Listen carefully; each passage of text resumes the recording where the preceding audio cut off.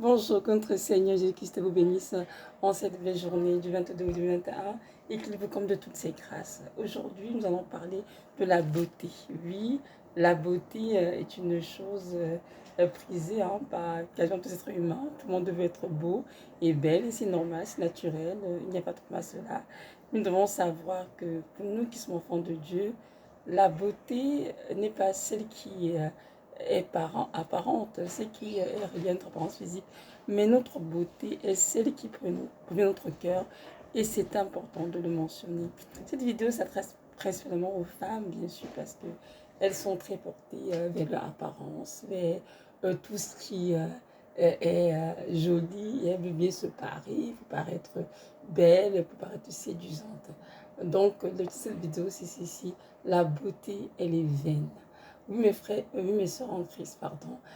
C'est important que vous puissiez jeter un regard sur les femmes de la Bible pour voir comment elles étaient, comment est-ce qu'elles se comportaient. Nous avons bien sûr la reine mère Sarah, nous avons Rebecca, nous avons Déborah, nous avons Esther qui était très très belle de figure également, Rebecca, en tout cas elles sont nombreuses, Chloé, la Sainte Vierge, la Sainte Marie, en tout cas, elles sont nombreuses, mais on dit dans la Bible que c'est des femmes qui étaient belles de figure et de taille. Et ce sont des femmes qui ne se maquillent pas, non du tout. Ce sont des femmes qui prenaient soin de leur peau, bien sûr. Et elles étaient naturellement belles parce que Dieu les a créées belles. Et dans la Bible, nous voyons que dans la Bible, la seule femme qui a porté du maquillage, c'était uniquement Jézabel, hein. Vous savez, cette princesse sidonienne qui avait épousé le roi Akab et qui pratiquait la sorcellerie et qui a incliné le cœur du roi Akab des idoles et par conséquent a entraîné beaucoup d'enfants d'Israël avec lui. Donc le roi Akab et Jézabel ont été sévèrement punis le Seigneur pour avoir entraîné Israël dans l'idolâtrie. Donc nous pouvons comprendre par cela que le fait de porter le maquillage ou bien de porter les bijoux, de se parer de vêtements somptueux ou bien toutes d'autres parures, hein, c'est parce que de nous ce que nous sommes, mais c'est vraiment notre identité en Christ. Notre valeur repose en Christ, parce que la beauté, elle est vaine. C'est que le monde aujourd'hui appelle beauté n'est rien d'autre que la séduction. Regardez les stars d'Hollywood, regardez les actrices de cinéma, beaucoup se maquillent aux trans, beaucoup portent de faux cheveux, de faux cils, le fond de teint, et beaucoup font la chirurgie pour paraître belle, hein, vous savez ça. Et ces choses sont prohibées, repris par notre Seigneur. Et nous, en tant que les femmes de Dieu, nous devons tout simplement ne pas nous adonner à cela. Nous devons, au contraire, refuser dans nos vies et choisir de demeurer naturel comme Dieu nous a appelés. Nous devons savoir que la beauté qui intéresse le Seigneur n'est pas celle qui est physique, mais seulement la beauté intérieure, c'est-à-dire c'est notre cœur. Comme il est écrit dans 1 Pierre 3, vous lire à la maison, 1 Pierre 3, verset 1, je crois jusqu'à 5, il décrit bien comment nous devons être les filles de Sarah, sur ton exemple, et vraiment marcher à la crainte du Seigneur, et nous paraît d'être de nos bonnes œuvres, hein, et non des vêtements somptueux, des perles, etc., etc. Nous devons marcher la crainte du nom du Seigneur, être soumises à nos maris, pour celles qui sont mariées, bien sûr, et, vraiment veiller sur nos cœurs qui contiennent justement cette parure incorruptible, vraiment un cœur doux et paisible, un esprit doux et paisible, pardon, qui est d'un grand prix devant Dieu. Donc nous comprenons par là que ce n'est pas tant ce qui attire les regards dans ce monde qui est important, non, mais c'est bel et bien ce que Dieu voit dans notre cœur, ce que Dieu perçoit en nous, c'est ça qui compte pour le Seigneur. Et bien sûr, nous devons nous vêtir décemment. La Bible nous recommande dans 2 Timothée, de nos écrits, nous devons nous vêtir de manière décente, avec pudeur et modestie. Sans laisser notre corps être dénudé, ni nos jambes, ni nos bras, ni le buste de nos reins, nous devons être bien couvertes en tant que les femmes qui font profession de servir le Seigneur. Donc ma soeur, si tu m'écoutes et que tu es portée vers l'apparence, à vouloir tout chercher des crèmes pour te décaper, pour te bronzer. Tu te maquilles à outrance, tu portes les faux cheveux, la laine, les faux ongles, les faux cils, le rouge à lèvres, brillant à lèvres, et j'en passe, en tout cas, c'est tous les parfums de femmes. Dieu te donne aujourd'hui vraiment d'arrêter d'être porté vers ces choses qui sont des choses vaines qui vont te mener nulle part, mais de te concentrer sur ton cœur qui est d'un grand cru devant Dieu, vraiment de rechercher la face du Seigneur, de porter le fruit de l'Esprit Saint. Donc, il mentionne dans Galates 5, verset 22, l'Esprit, c'est quoi? La paix, la joie, l'amour, la bonté, la bénignité, la bienveillance, la fidélité, le maîtrise de soi, etc., etc. Donc, un enfant de Dieu doit être travaillé à voir ses fruits dans sa vie et refuser tout ce qui est du monde, parce que le monde est rempli de séduction. Oui, de beaucoup de séduction. Et l'ennemi n'est pas, n'est pas étranger à cela, parce qu'il n'est pas enquêteur. Il est rusé, hein? Le Satan est rusé. Il utilise beaucoup de moyens de ce siècle pour détourner les filles du Seigneur, pour les conduire à la séduction. Il y a dans ce monde, dans les églises, je veux dire, beaucoup de femmes qui se parlent de manière si extravagante, qu'on a tendance à croire, mais qui sont enfants de Dieu. Alors que ce n'est pas être ainsi, mes frères en Christ. On devrait faire une différence claire entre les filles du monde qui sont passées les païennes et les filles du Seigneur. Et le temps pour nous est arrivé de vraiment revenir, oui, retourner à la saine doctrine et de laisser de côté toutes ces choses du monde qui nous souillent certainement, parce que toutes ces parues viennent de Satan, ce n'est pas l'œuvre de Dieu certainement, et vraiment de choisir de demeurer naturel comme Dieu nous a créés et de marcher vraiment à sa suite, parce que Dieu a de grandes choses qui nous attendent.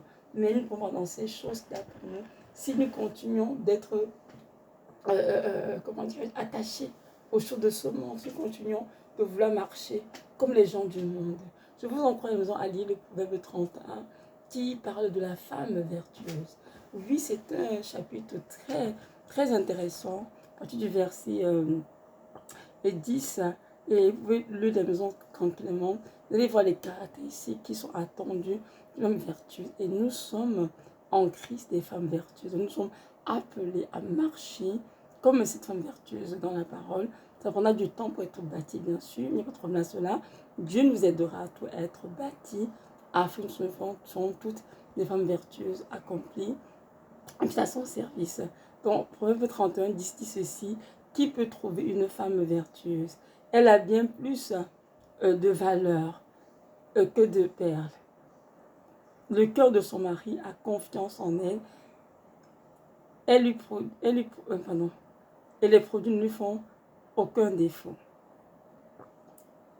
Elle lui fait du bien et non du mal tous les jours de sa vie. Donc, nous voyons, une femme vertueuse, c'est qu'elle a confiance, son mari a confiance en elle. Oui, mes soeurs en Christ, si vous vous conduisez bien dans votre maison, si vous vous comportez bien, votre mari aura confiance en vous. Et même si vous vous comportez bien et qu'il a confiance en vous, à un moment donné, Dieu va lui parler et il va se raviser, il va s'arranger et vous fait confiance. Mais vous devez avoir une conduite sans faute à la maison. Vous devez vraiment vous conduire, comment dire, de manière chaste et réservée, afin que votre mari puisse voir en vous Christ et soit touché par l'amour de Christ en vous et cherche aussi à changer. Et dans le même chapitre, Proverbe 31, on dit ici, verset 12, elle lui fait du bien et non du mal tous les jours de sa vie. Nous sommes appelés tout à faire du bien à nos maris, nous qui sommes mariés bien sûr, à faire du bien et non du mal à nos maris. Même pour ceux qui ne sont pas mariés, vous êtes appelés à faire du bien à tout ce que vous rencontrez, non du mal. Ça c'est très important. Et ce, tous les jours de notre vie. Il n'y a pas un moment à dire, Seigneur, j'ai assez fait du bien, c'est assez, je dois arrêter et faire du mal. Non, absolument pas. Nous devons faire du bien tous les jours et tous les jours, jusqu'à ce que Jésus revienne. Amen, amen. Et on dit ici au verset 13, elle se procure de la laine et du lin, et elle travaille d'une main joyeuse. Donc une femme qui craint le Seigneur, vertueuse, traduit d'une main joyeuse.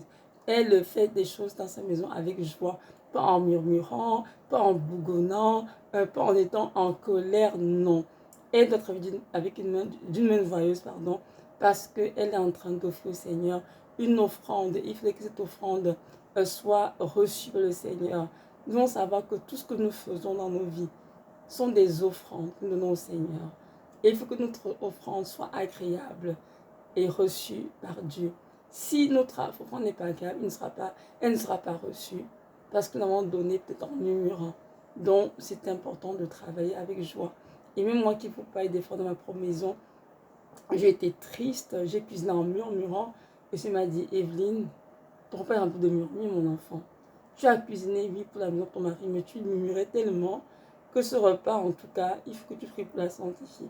Donc, j'ai compris en fait par là que nous pouvons faire des choses de manière anodine, mais qui ont un impact spirituel dans nos vies et sur nos bien-aimés. Donc, c'est important de travailler d'une main joyeuse. Et Néhémie dit d'ailleurs ceci, la joie du Seigneur est ma force. Donc, la joie du Seigneur est notre force pour braver toutes les épreuves. Et on dit sur verset 15, elle se lève lorsqu'il est encore nuit et elle donne la nourriture à sa maison. Une femme vertueuse se lève tôt. Elle ne se lève pas tôt pour aller se prendre son bain, pour se maquiller, pour se parer, non. Elle se lève tôt d'abord pour prier, ensuite prend soin de sa maison. Même tu as sa maison. C'est très important, mes soeurs en Christ. Il y a des femmes qui passent des heures le matin dans la salle de bain pour prendre leur bain, pour se masser, pour se maquiller, pour mettre autour de bijoux, de faux cheveux, rouler les cheveux, les lisser, tout de ça. Toutes ces choses sont vaines, croyez-moi, parce que je l'ai fait. Hier soir, je rentrée à l'église parce que je m'apprêtais pour être si coquette. Et mon mari était tout le temps en colère. Était toujours en retard parce que je dis, oh, mais en fin de compte, tel sac, match avec telle chaussure, telle coiffure. En fait, Seigneur, non plus ça que je veux plutôt au vent et non en chignant. Toutes de choses, ça de bain.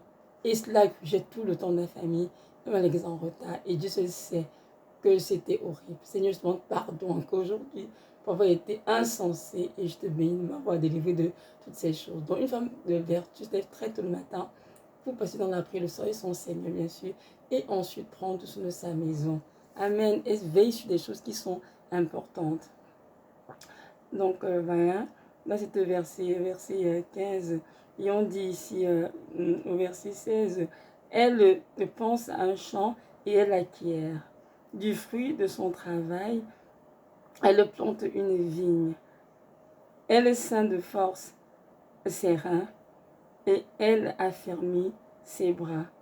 Voyez-vous, donc, ça c'est une femme qui travaille. Il travaille vraiment d'une main joyeuse et elle fait ce qui est bien pour elle-même, pour sa famille.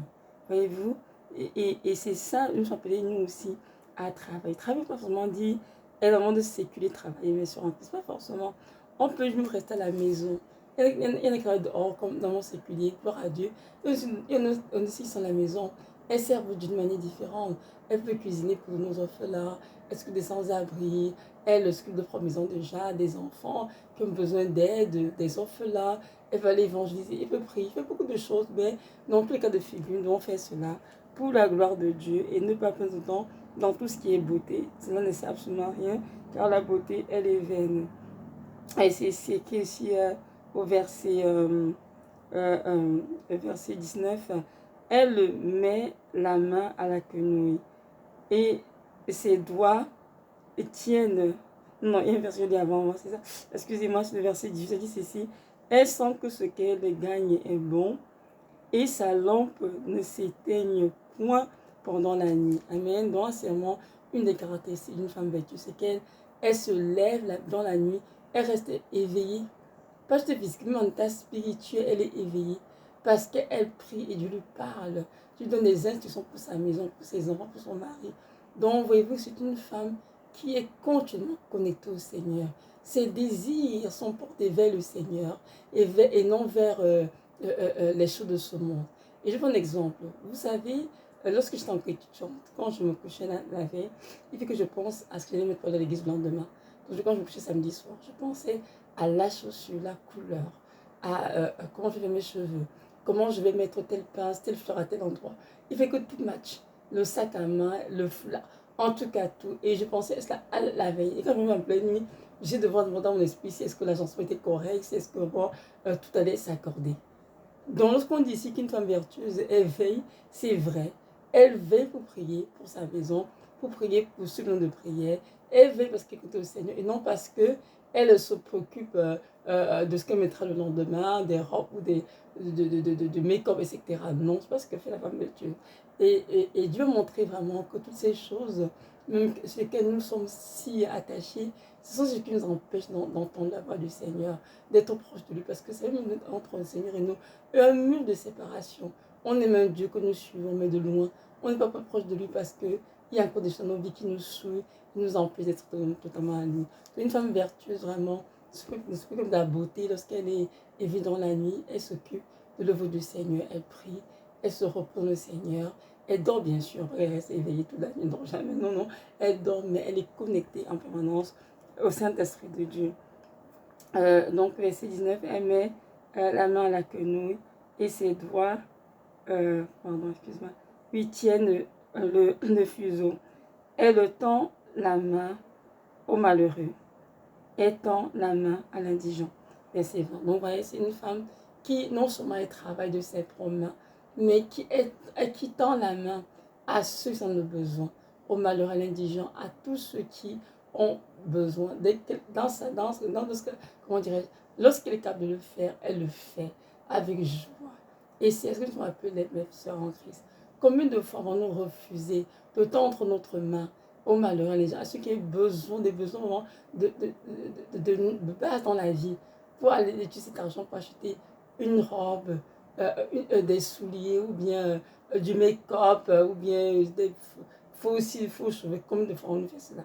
Soit on envers nous-mêmes, vraiment, essayons de regarder dans nos propres cœurs, et nous allons voir que nous avons toutes fait cela. Donc nous repentons le Seigneur, dit Seigneur, pardonne-moi. J'ai utilisé l'argent des pauvres pour aller m'acheter des choses futiles, inutiles, ça ne sert à rien, parce que la beauté ne sert de rien.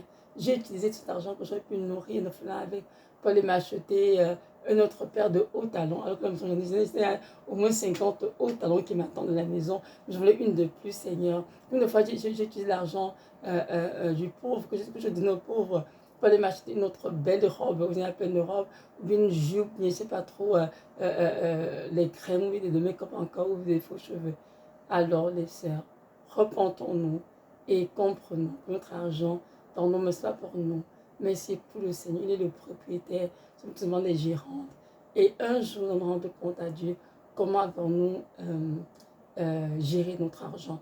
Notre argent dans nos mains, ce n'est pas pour les mettre en banque, pas pour mettre l'argent en banque, c'est pas pour, comment dirais-je, c'est pas pour acheter des choses inutiles, c'est pas rien, pour être belle, non. C'est pour aider notre prochain, c'est pour pouvoir à nos besoins, les choses qui sont dans la vie, c'est clair, se nourrir, se vêtir, s'habiller, avoir un toit, etc.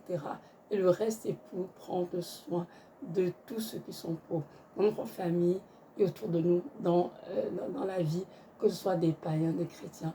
Prendre soin de toutes ces personnes qui sont dans le besoin. Amen.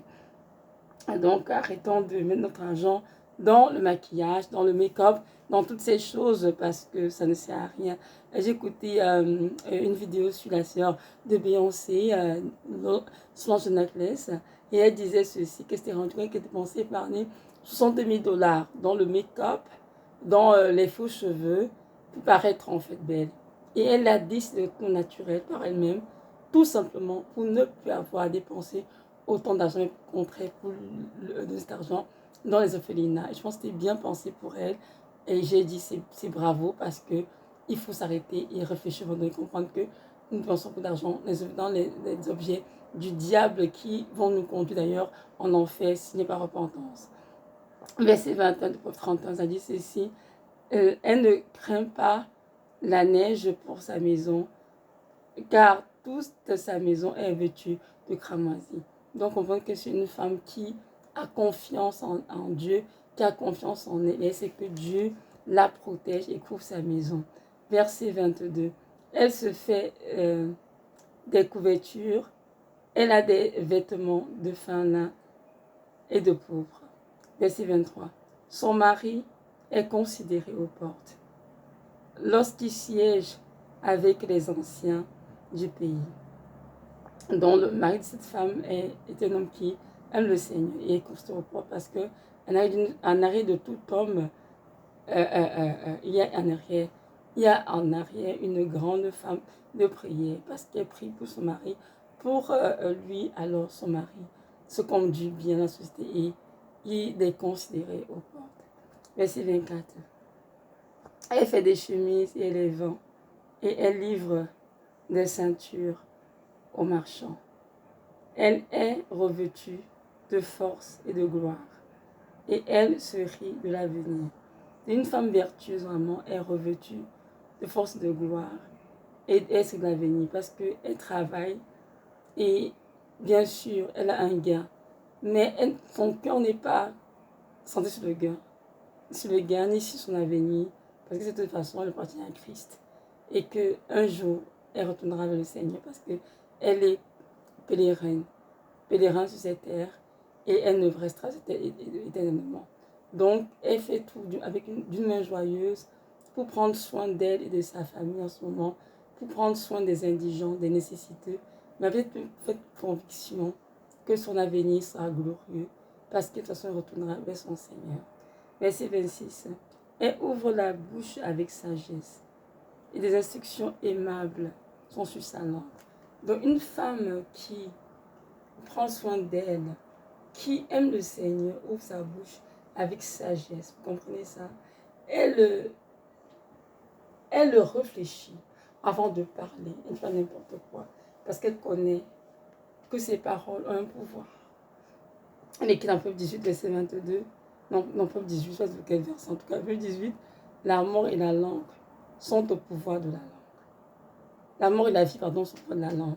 Donc, elle veille sur ce qu'elle dit, elle réfléchit, elle prie avant de parler, afin de ne pas blesser que ce soit. Et mauvaise sorte de sa bouche. Et nous savons tous que les femmes qui sont souvent très, très portées vers l'apparence physique, qui aiment beaucoup, beaucoup se maquiller, mais généralement, ce sont des femmes qui ont un langage très vulgaire et pas n'importe comment sans réfléchir. Elles s'insultent beaucoup, elles ont des répliques insolentes parce que elles se disent que parce qu'elles sont belles, elles sont bien parées, alors elles sont au-dessus de tous. Alors que c'est absolument faux. Car ce n'est pas la beauté qui fait d'être quelque chose, mais c'est bien une identité en Christ. Amen. Verset 27. Elle veille sur ce qui se passe dans sa maison et elle ne mange pas le pain de la paresse. Vous voyez, comme je disais tout à l'heure, cette femme se lève la nuit, elle prie pour sa maison. Elle prie pour ses enfants, pour son mari. Elle prie pour elle-même. Et elle ne mange pas le pain de la paresse. Donc, c'est une femme qui est travaillante. Et elle veille sur ce qui se passe dans sa maison, spirituellement et physiquement. Vous savez, dès que nous sommes très portés vers la beauté, on a la difficulté à écouter le Seigneur. On est tellement concentré sur le paraître qu'on est les yeux spirituels fermés, les oreilles spirituelles fermées pour écouter ce que Dieu veut nous dire, pour voir ce qu'il veut nous montrer. Alors nous devons comprendre que nous devons, comment dirais-je, nous disposer, mes sœurs, à écouter le Seigneur et à faire sa volonté. À lui demander de nous parler de ce qui se passe dans notre maison, spirituellement et physiquement, pour pouvoir agir autant convenable et de la manière qu'il désire. Le fait de que tout dans les centres d'achat, pour acheter les chaussures, les sacs, les bijoux et j'en passe, mon Dieu, le make-up. Et être avec notre cœur constant, tourner toujours. Comment je vais sortir, qu'est-ce que je veux mettre sur moi, comment je vais paraître devant un tel. Toutes ces choses viennent nous absorber et nous empêchent de voir et entendre clairement le Seigneur. Et par conséquent, peut-être chez nous, mais être absente d'esprit parce que notre esprit est connecté plus aux objets de ce monde pour être belle, pour être attirante, séduisante, etc. Alors, ce temps pour nous de renoncer à cette habitude de vie, cette attitude que nous avons, et de nous concentrer sur les choses divines, les choses qui sont essentielles, parce que ce sont ces choses qui vont nous donner l'accès au ciel, au paradis. Amen. Donc, évidemment, ce qu'on dit ici, qu'elle ne mange pas bien la paresse. Une femme qui est tournée vers le Seigneur va dire dans la paresse et se concentrer à c'est le Seigneur d'un cœur joyeux. Bon, là, je vais lire un autre verset, verset 20, dit ceci. Ses fils se lèvent et la disent heureuse. Son mari se lève et lui donne des louanges. Amen. Donc ses fils, ses enfants et son mari lui disent qu'elle est heureuse et lui donnent des louanges. Pourquoi? À votre avis? À cause de sa conduite, à cause de ses œuvres et à cause de son cœur qui est doux et paisible. C'est ça qui fait en sorte qu'on lui dise qu'elle est bien heureuse et qu'elle reçoit des louanges en fait. Mais sur en Christ, qui peut vous louer parce que vous êtes belle, parce que vous portez les plus beaux vêtements, parce que vous portez le plus beau make-up, les rouges à lèvres et toutes ces choses, des faux cheveux, je ne sais pas trop. Qui veut louer pour cela? Personne. On vous dit, oh oui, vous êtes belle, oh oui, vous êtes séduisante, mais dans toutes ces paroles se cache la séduction. On voit des femmes qui sont très maquillées à outrance, elles sont toujours bien mises, plein de vêtements chics, elles ont l'argent, mais elles ne trouvent pas de mari. Ni pas se marier. Pourquoi? Pourquoi ne sont-elles pas louées pour leur beauté et trouver des maris rapidement? Parce que c'est beaucoup d'hommes chez des femmes qui craignent le Seigneur, qui ont l'esprit doux et paisible, qui sont calmes, qui sont naturelles et qui prennent soin d'elles et de la maison.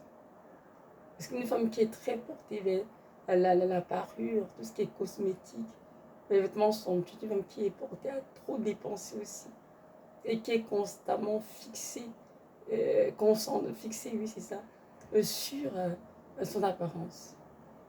Et il y a des hommes qui ne veulent pas de ça. Surtout pour les hommes qui ont le Seigneur, beaucoup n'en veulent pas. Mais si on prie une fois de plus, la beauté les vaine. Ce qui sera loué, c'est ce qui craint l'Éternel. Je vais lire ici. D'ailleurs, 31, verset 30 dit ceci. Verset 28 d'abord ceci. Plusieurs firent une conduite vertueuse, mais toi, tu les suis pas sur tout. Amen. Comme mes sœurs en Christ sont des femmes qui ont des conduites vertueuses. Et notre Dieu sera heureux de nous accueillir dans son royaume. Verset 30. La grâce est trompeuse et la beauté est vaine. La femme qui craint l'Éternel, c'est celle qui sera louée. Amen, amen. Récompensez-la du fruit de son travail et qu'au porte ses œuvres la louent. Amen. Très beau, très bien dit. La grâce est trompeuse, la beauté est vaine, mais la femme qui sera louée, c'est celle qui craint l'Éternel. Donc mes sœurs en Christ, dans votre vie, brillez par vos œuvres. Brillez par votre conduite, par un esprit doux et paisible qui est dans votre cœur. Brillez par des paroles de sagesse qui sont de votre bouche. Et ne brillez plus par vos vêtements somptueux, par votre maquillage, par votre make-up, par vos faux ongles, vos faux cils, ou mon Dieu, faux cheveux, lentilles décoratives, et j'en passe. Brillez par vos œuvres, parce que vos œuvres, ce sont vos œuvres qui ont loué à la fin des temps. La femme qui sera louée dans le Seigneur sera celle qui craint l'Éternel. Même si ce monde ne vous loue pas, sachez que Dieu et ses anges vous loueront un jour pour vos œuvres, pour tous les œuvres faites pour les pauvres, les zones indigentes, pour le Seigneur, pour que l'évangile puisse progresser. Et moi, Evelyne qui vous prêche, c'est la même chose que Dieu m'appelle. Il m'a dit, Evelyne, je vais te bénir, je vais t'élever, Mais je veux avant tout que tu dépouilles mon enfant. Laisse le monde sur ton cœur. Renonce aux belles robes, renonce aux belles jupes, à tout ce qui est chic, aux talons. Renonce aux sacs à main les plus cute. Renonce à toutes ces choses. Prends soin de toi, de ta peau avec des crèmes adoucissantes, des crèmes nourrissantes. Garde tes cheveux naturels, reste naturel. Invite-toi convenablement avec modestie, avec pudeur. Et tu verras que j'ai changé ta vie. Laisse le monde et toutes ces choses, car ce n'est que la séduction. Et ce n'est pas mon œuvre, c'est l'œuvre de Satan. Et j'ai vraiment compris, mes soeurs en Christ, que Dieu a beaucoup à nous donner, mais malheureusement, beaucoup d'entre nous ne sont pas prêts. Beaucoup sont encore attachés, on est excessif à la beauté, qui est une chose vaine malheureusement. Et par conséquent, ne pourront pas recevoir du Père l'héritage qui leur était destiné. Et c'est très très dommage. Alors comme nous sommes encore en vie, par la grâce de Dieu, et que l'enlèvement n'a pas pris place, c'est temps pour nous de nous réveiller et de dire Seigneur, je te demande pardon. Aide-moi à changer. Change mon cœur, Seigneur. Fais sortir de mon cœur, mon roi. Donne-moi la grâce. Ne peut te porter sur l'apparence physique, mais de m'occuper de mon propre cœur. De travailler avec un esprit doux et paisible. Être une femme vertueuse, Seigneur. Et vraiment à marcher la crainte de ton nom, Seigneur. Afin qu'à la fin de ma vie, que mes œuvres me louent. Amen. Et que tu sois dans la joie, Seigneur. Envoie-moi tout ce que tu accompliras de ma vie, Seigneur. Donc voilà, mes sœurs en Christ. Notre Dieu est grand, notre Dieu est bon. C'est à nous de nous asseoir, de prier, de réfléchir, de relire, pour être en train de dire Seigneur, je veux changer aujourd'hui, je veux renoncer au monde, je veux avancer avec toi, Seigneur. Et Dieu vient dans ta vie, il t'aidera à faire le ménage, il t'accordera vraiment la grâce d'être une femme qui vit pour lui et qui marche dans la crainte de l'Éternel. Et moi qui vous parle, c'est pareil. Le Seigneur, ma vie, ce travail, il a commencé depuis 2016. En tout cas, il a enlevé des couches et des couches de saleté et des couches de make-up, les faux cheveux, les vernis en jambes, en tout cas, tellement de choses, les pantalons. Aujourd'hui, il est rendu à faire un contre-ménage, je ne peux pas terminer. Et je rentre tout d'accord, je dis Seigneur, je t'en prie, brise-moi, façonne-moi et aide-moi à faire ta volonté. Car moi, je fais ma course au ciel et non en enfer, Seigneur. J'ai été créé pour toi et pour ta gloire, alors que toute ma vie te rende la gloire qui t'est due. Donc, faites cette prière aussi et notre Dieu vous visitera et vous donnera la grâce. Vous avez besoin pour changer. Soyez richement bénis et sachez qu'avec Dieu, rien n'est impossible. Il est le Tout-Puissant Sauveur, le Dieu de miracles. Et pour ceux qui l'invoquent avec un cœur sincère, il répond et fait des miracles. Soyez richement bénis. Notre Dieu vous donne vraiment cette paix et cette joie en ces temps de la fin. Amen.